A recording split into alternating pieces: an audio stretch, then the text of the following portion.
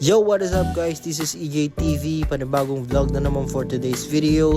Panibagong araw, panibagong adventure na naman guys. And shoutout kay Darwin tsaka kay Sabjeri. Sa mga hindi nakakaalam, ito nga palang ginagawa namin dito. Ito yung trusses. Dito kinakabit yung mga ilaw. Lahat ng mga kakailanganin para sa mga spotlight, para sa mga guests. At ito nga ni, minamano-mano lang din yan pagtaas niyan. Pagkatapos mag-set niyan at ito nagle-LED wall na kami dyan habang nagtatrases sila. At dito nakawalong set kami ng LED dito guys. At napakalapad din talaga nitong LED wall na to para pagmumukha ko.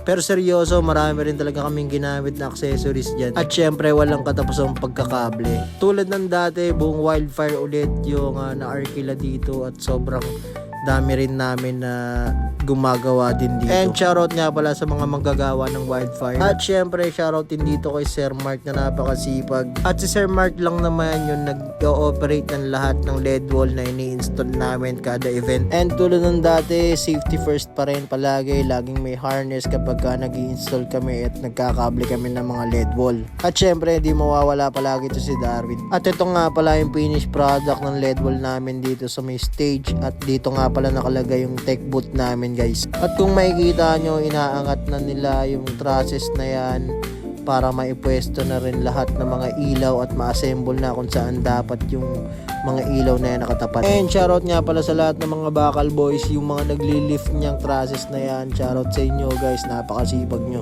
Hindi rin talaga biro magtaas na itong trusses na to, lalong lalo na kung napakarami talagang mga ilaw na nakalagay dyan. At syempre ginagawa namin to ng safety lahat-lahat para hindi magkaroon ng malaking disgrasya. At kung makikita nyo yung kable na yan, napakarami yan, ikakadkad namin yan doon hanggang dun sa may stage mula rito sa tech booth. At sa sobrang lawak na ito, mangangawit ka talaga sa pagrolyo ng kable na yan. Kaya naman hangang-hanga rin ako kay Darwin dahil si Darwin lang lahat gumagawa ng mga yon. Pero maiba tayo. At dito tinetesting na talaga yung LED wall namin kung merong diferensya or kung ano man. At syempre double check din lahat ng mga kable namin dito sa likod, pati mga gamit kung meron pa naiwan dyan.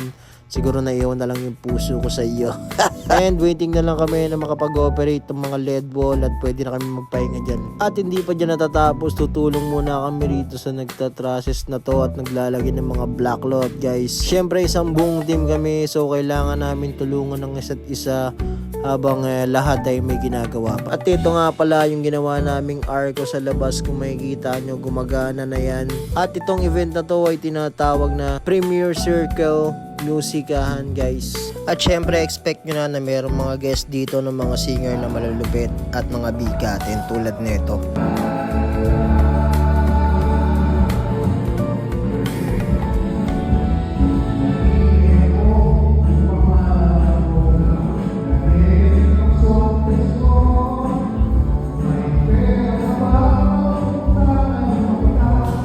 Ito nga pala yung mga all-time favorite na mga OPM singers at alam kong kilalang kilala niya sila.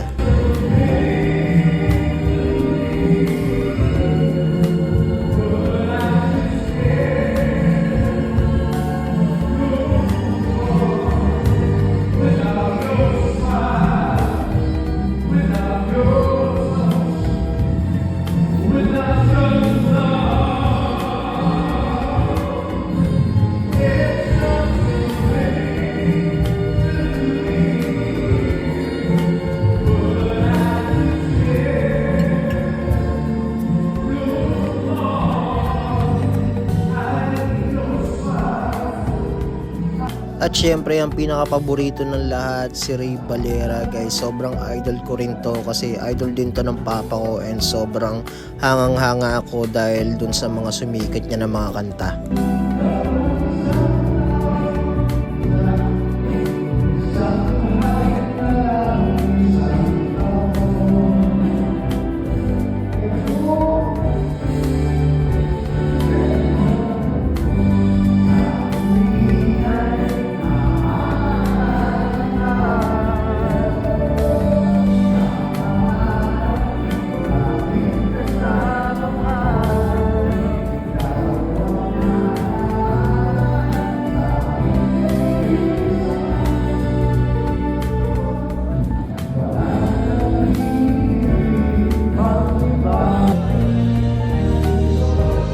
ito naman isa sa pinakasikat at pinakagwapo na artista na kilala ko at sobrang galing din niyang tumugtog at sobrang simple lang niya talaga. Di ko rin nakalain na dito ko siya unang-unang mapapanood mag-perform. Si Mr. Ian Veneracion, guys.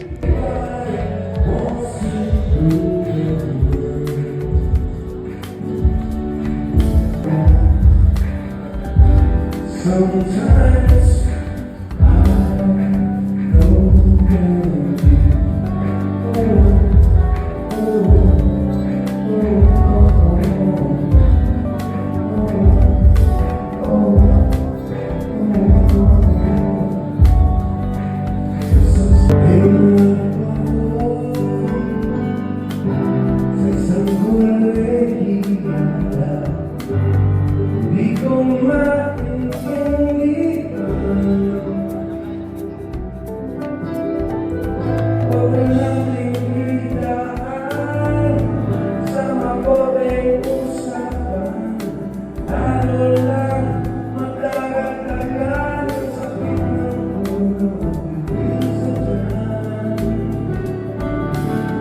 Sobrang lakas talaga ng dating ni Mr. Ian Veneracion, guys. Sobrang lodi talaga yan. Lalong-lalo na pagdating sa pormahan at saka sa tindigan. Nakakatuwa dahil isa ako sa nakaka-experience ng ganitong mga klaseng mga event. Kaya naman maraming salamat sa mga nanonood dito sa aking vlog and sa lahat ng mga sumusubaybay.